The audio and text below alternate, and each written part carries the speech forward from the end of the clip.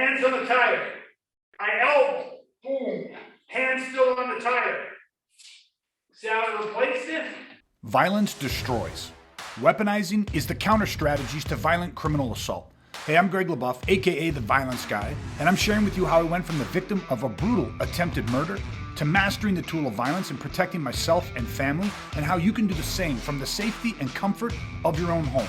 Welcome to Weaponizing DIY. Here's the frame that's keeping us safe. That's what's keeping positive pressure on the guy's head. That hand is keeping positive pressure. We're behind the hand. If you're behind the hand, right, then your tools are coming from behind. That makes it harder for him to see what's coming. Because your hand's not down here on his neck where his head can face.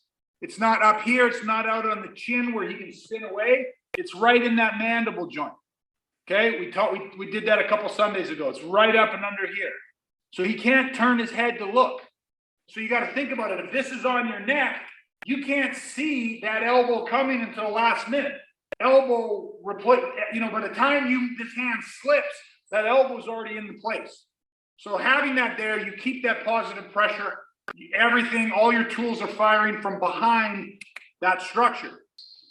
When my hand's on his head and I go elbow and it goes hand to head, this hand does not move till this hand replaces it.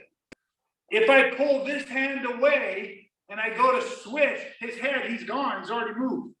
So you can't let him go. And here's what you're kind of doing.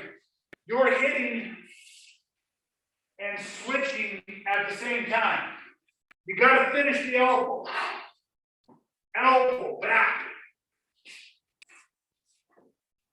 Elbow, right into positive pressure. Switch. So look, hands on the tire. Okay, he goes, hands on the tire. I elbow, boom, hands still on the tire. See how I replaced it? Elbow, hand on the tire. Hands on the tire. Right? Switch, hands on the tire.